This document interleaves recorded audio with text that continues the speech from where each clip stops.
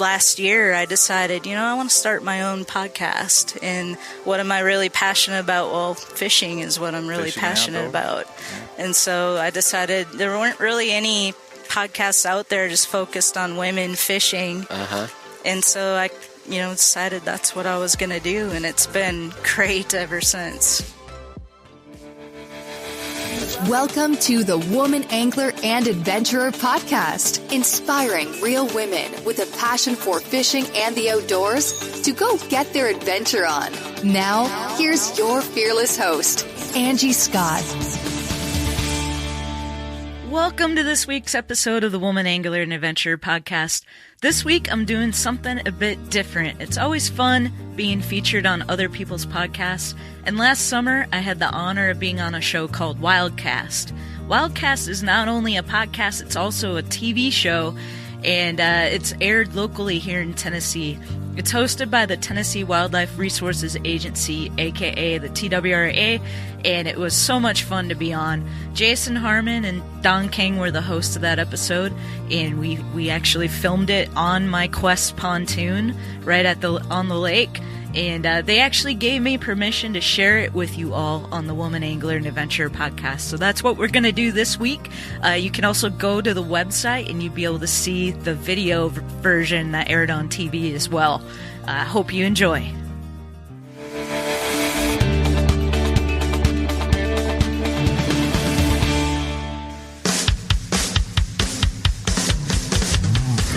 Award-winning Tennessee Wildcast is on the air with the latest on hunting, fishing, boating, wildlife watching, and all things outdoors. Make welcome your host, drummer and outdoor expert novice, Jason Harmon. Hello, everybody, and welcome to this edition of Tennessee Wildcast. Hey, I'm excited about our show today. We are on location, and if you're listening, you're going to have to go back and watch this show. We are in a pontoon boat at Four Corners Marina, so this is pretty cool. Thank you for listening. Thank you for watching.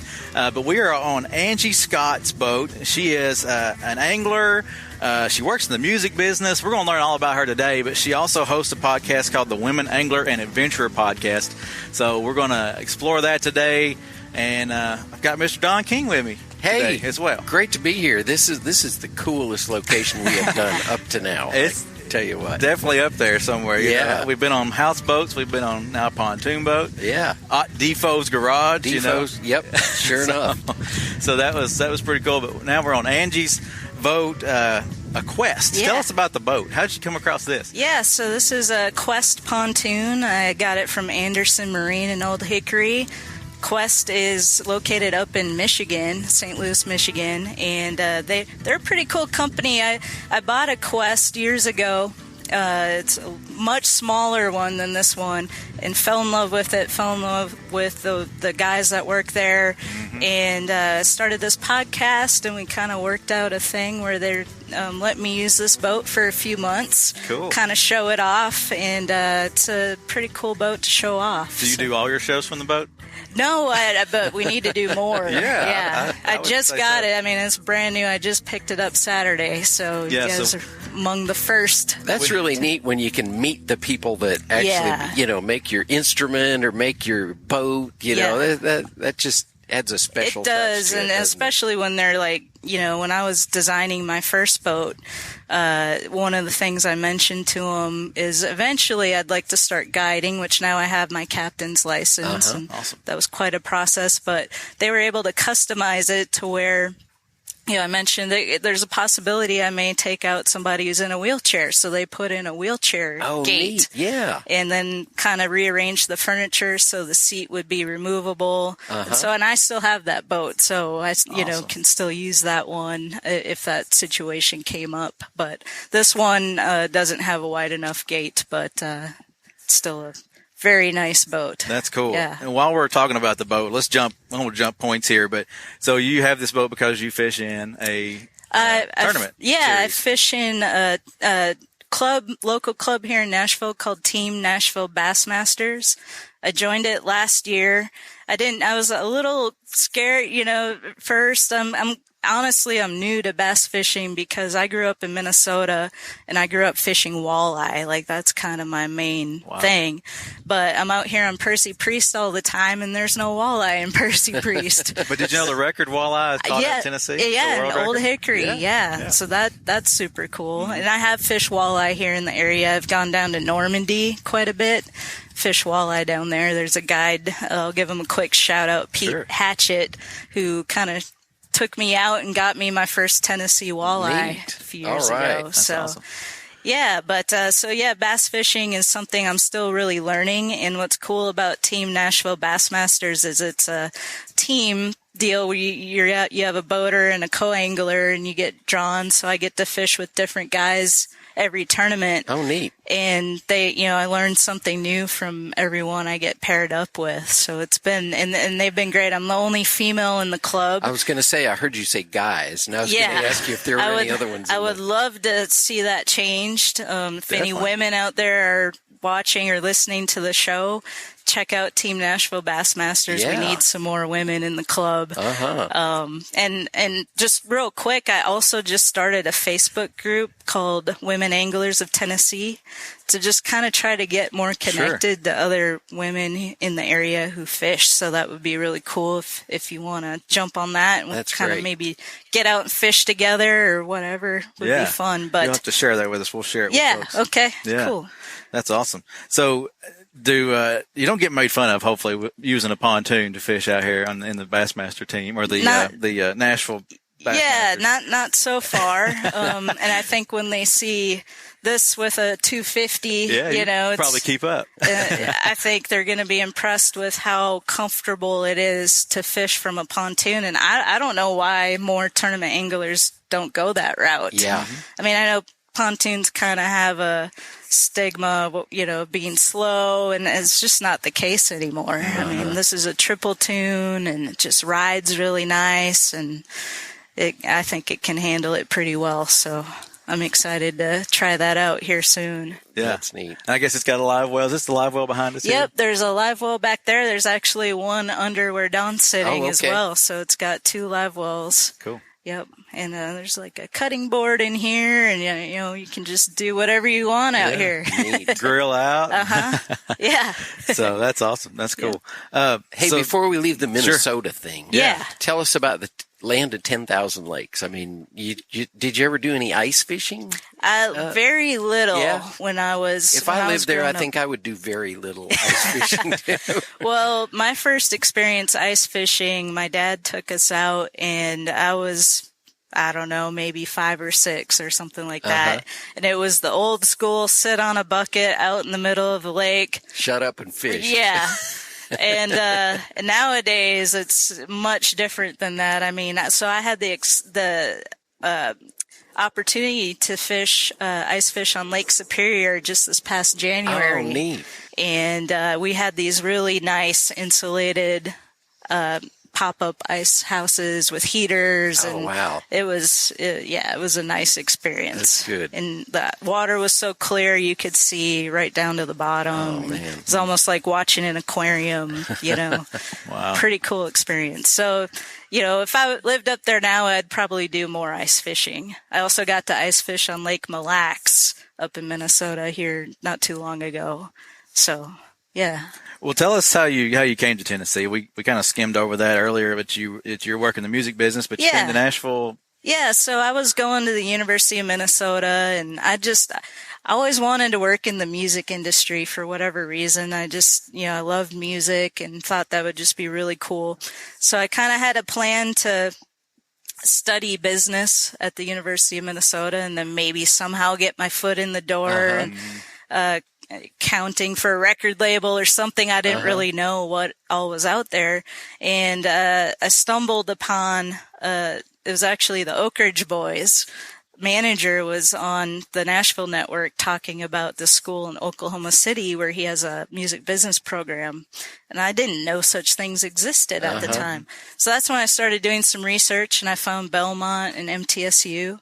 And I was like, that's where I need to go. Yeah. That's what I need to be doing. So I worked on transferring down and it all worked out. I moved down to Murfreesboro and went to MTSU. I still had 3 years to put in there. Unfortunately, the University of Minnesota was one of the last schools still on trimesters. And so my credits transferred over really weird and kind of had to go a little bit longer, but then went there, loved it. I got a 4.0 because I just couldn't believe I was getting graded on things like the history of rock and roll and music publishing. And that's the class I had to take twice. I was like watching Rock and Roll Jeopardy on VH1, and I'm studying right now. Right. So that's cool. I did a bunch of internships and kind of right after I graduated, lucked out and got a job at one of the major booking agencies in town. And I was there for 16 years. Wow. So just got back into fishing and got my boat 5 years ago. I was like, I'm here. There's these great lakes in the area. I'm not taking advantage of this. I need to be because I love fishing so much. The only time I'd really get to fish is if I had an opportunity to go back up to Minnesota, like for a week over the summers, and we'd go to the lake up there. And so it's just been great ever since. So, yeah. I think Nashville, it'll do that to a lot of people. Everybody comes to Nashville or comes to Tennessee because of music. I ended up in Middle Tennessee because of music. Don's here because of music from Nebraska. So it's amazing. It's a melting pot, I guess you could say. Yeah, it really is. And the neat thing is the internships you mentioned, that's where Nashville really has it, or the schools located close to Nashville have a, MTSU and Belmont. I mean, gosh, so much talent comes out of those schools that the industry just kind of welcomes them in and, grooms them. And so that's great. You were able to it's a very, take advantage it's a very competitive industry. So I feel very lucky that everything kind of worked out and ended up. And so now I work for a business management company on Music Row, which is cool. The booking agency I was at was downtown. I always wanted to be on Music Row, so it's kind of cool to. You made it. Yeah. Yep. So that's been awesome. A lot of fun. That's cool. So real quick, that kind of led being in the music business. Made it an easy transition for the podcast kind of thing. Yeah, I had some background. I did some songwriting over the years. I think a lot of people do. Oh yeah. and so I would kind of produce my own demos on GarageBand and stuff. And so a friend of mine approached me. He wanted to start a songwriting podcast years ago and he needed a co-host. And so I said, sure, I've never done anything like that before, but I'll give it a shot. So we did that for a while, and that kind of introduced me to the whole podcasting thing. And last year I decided, I want to start my own podcast. And what am I really passionate about? Well, fishing is what I'm really passionate about. Yeah. And so I decided there weren't really any podcasts out there just focused on women fishing. And so I decided that's what I was going to do, and it's been great ever since. It's amazing how much has happened in the last year through that podcast. So. Yeah. Well, tell us about your shirt. Folks listening, you'll have to describe it to them, but I'm the captain of my own ship. Yeah. So one of the great things that's happened is I had a lady on the podcast from the Recreational Boating and Fishing Foundation. Okay. And a lot of listeners might be familiar with takemefishing.org. Yep. And she was talking about this campaign they started last year called Women Making Waves, which is really to try and get more women in the fishing and boating world. There's some kind of staggering statistics that they've gathered. One of them is 17.7 million women participated in fishing, which is a record number, which is great. Awesome. It's growing. 43% of new anglers are women.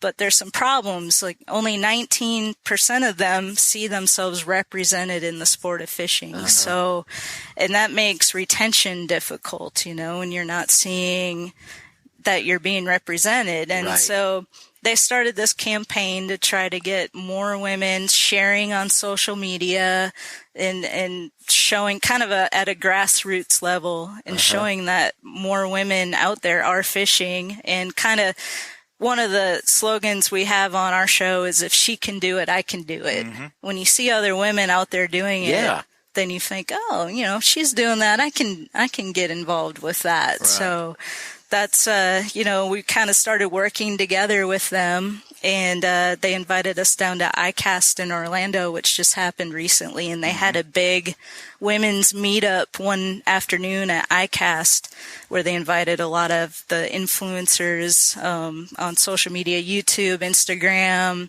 other just women in the industry to get together.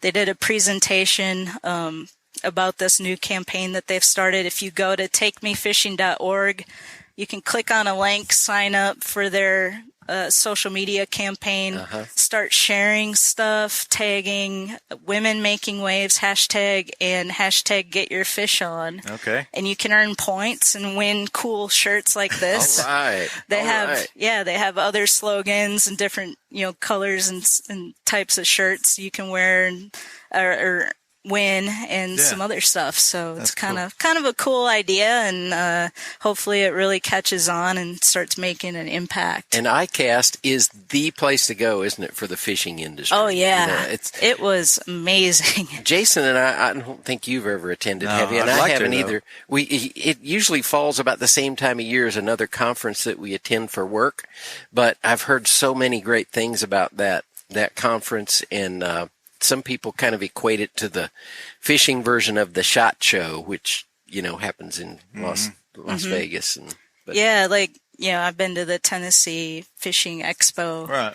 Kind of take that and multiply it many, many, many times over, and you got iCast. I mean, it's just amazing how many different companies are represented there and products, and we saw some pretty cool products too. There's some pretty cool innovations coming out in the fishing world. One of the coolest ones, if I can mention real quick, this company from Australia has come up with this camera that's dual facing, and you attach it on your line and it floats. So you're fishing, you can trigger it to start recording when you catch something, and it will record you reeling in the fish from both the perspective of, you, and you can see the fish on the line, and then back up at the boat as you're reeling it in.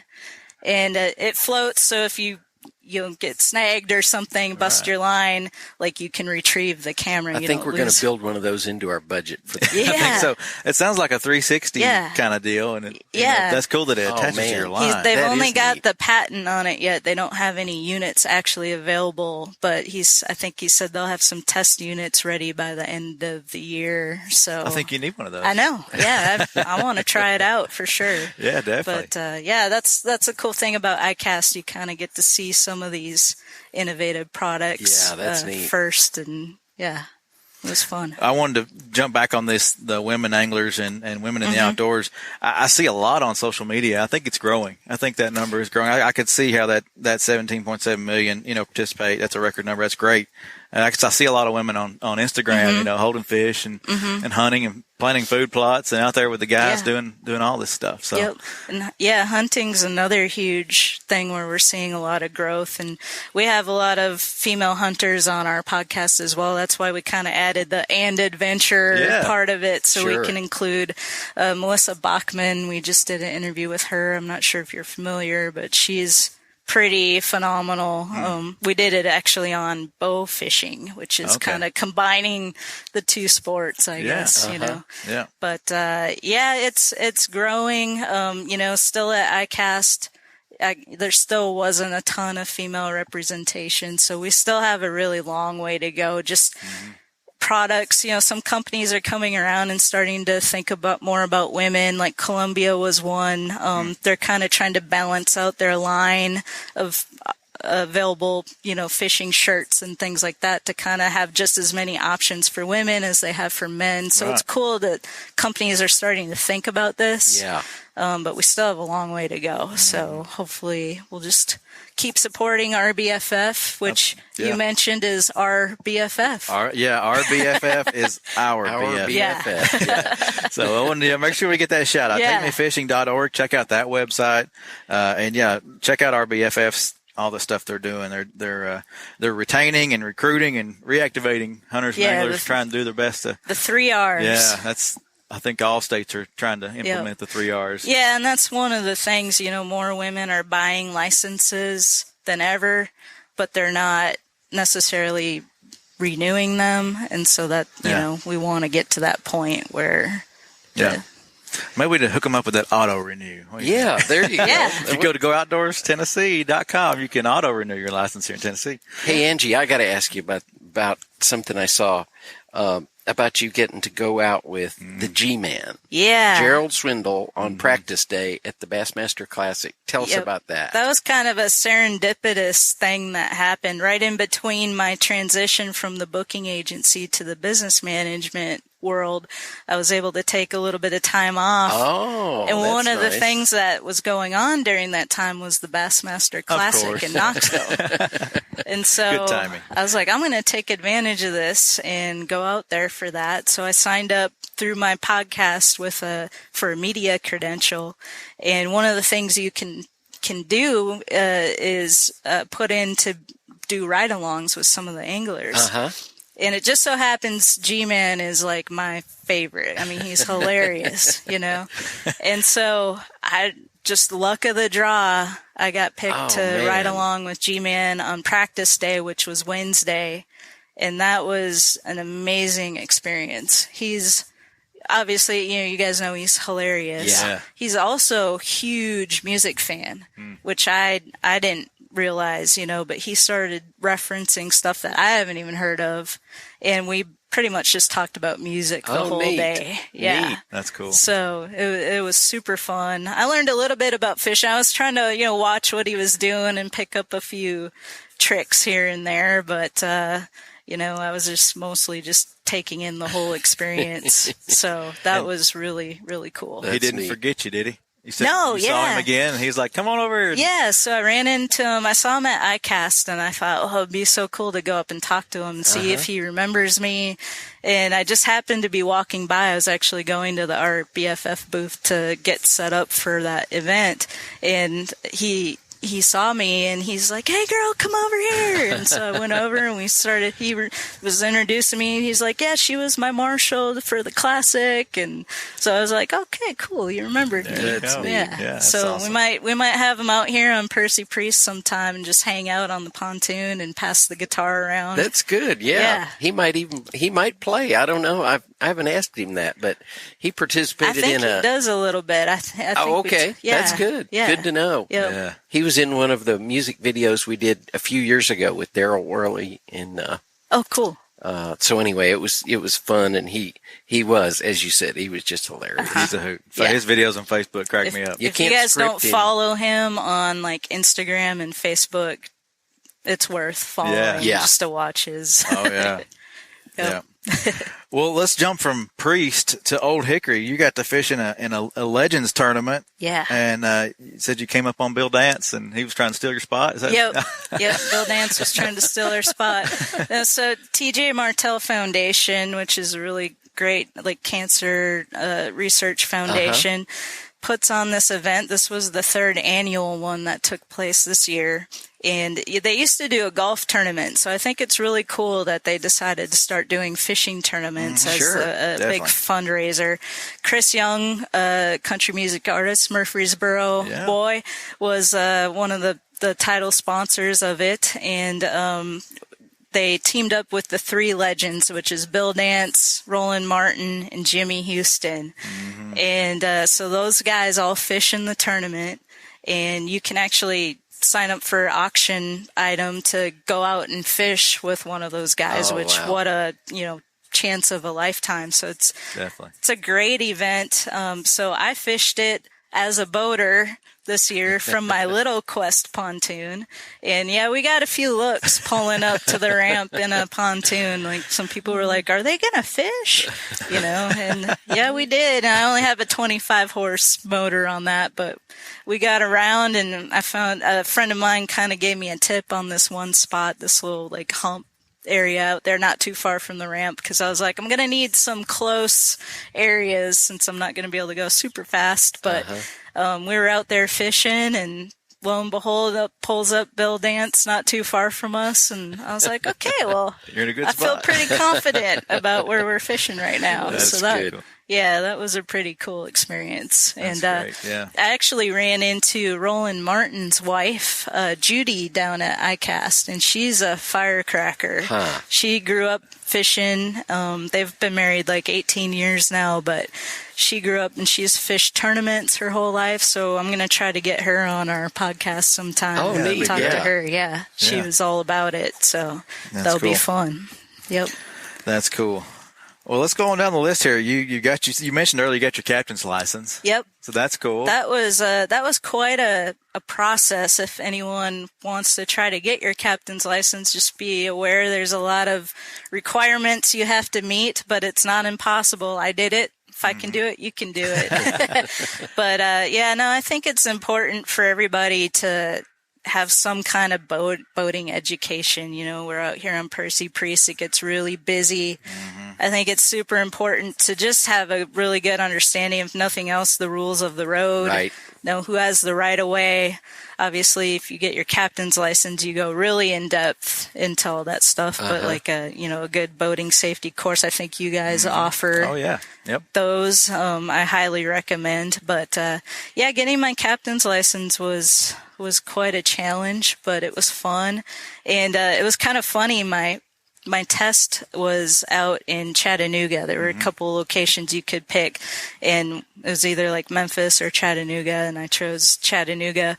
And it was at the Bass Pro Shop out there, and I walked in to the testing room, and there was a guy in there, and we were kind of talking, and then after a minute, we realized we knew each other. Huh. It was just the two of us testing that day, and he's a guide out on Mountain Hill, and he guides for muskie, and I've never caught a muskie.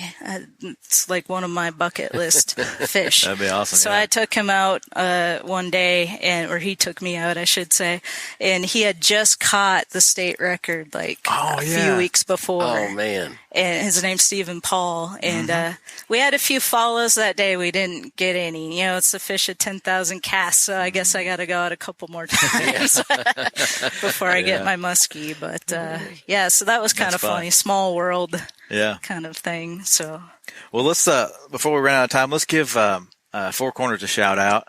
And then I want to hear about how people can find your podcast. So tell us about where we're sitting here at Four Corners. You said the tornado come through here. Yeah, this dock that we're docked at the end of was actually hit by a tornado March 1st, 2017. It was quite a crazy experience. I mean, really did a lot of destruction.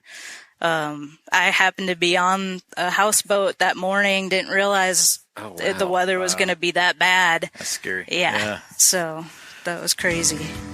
Well, so thanks to Four Corners. Thank them for letting us come out here and use the end of the Dock K here. So, but then also tell us how we can find the Woman Angler Adventure podcast. Yep. You can go to thewomanangler.com. All our episodes are available there. We're on Apple Podcasts, all the major podcast platforms. So definitely we'd appreciate, go check it out, subscribe, and join that Facebook group I mentioned too. Yeah. We'll have to search that, and like I said, we'll share that with folks, and they can find that easily, hopefully. Great.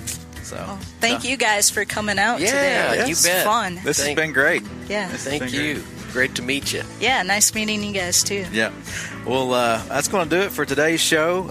Like I said, thank Angie for being on with us, and make sure you check out the Woman Angler Adventure podcast, and then check out this show, tnwildlife.org, for all the latest information on Tennessee outdoor news. And thanks for tuning in. We'll see you next time. Thanks for tuning in. Stay connected with TWRA by visiting our website at tnwildlife.org and follow us on Facebook, Twitter, and Instagram. Hey, it's all about Tennessee wildlife. It's what we do. Tennessee Wildcast will be on the air again next week. We'll see you then.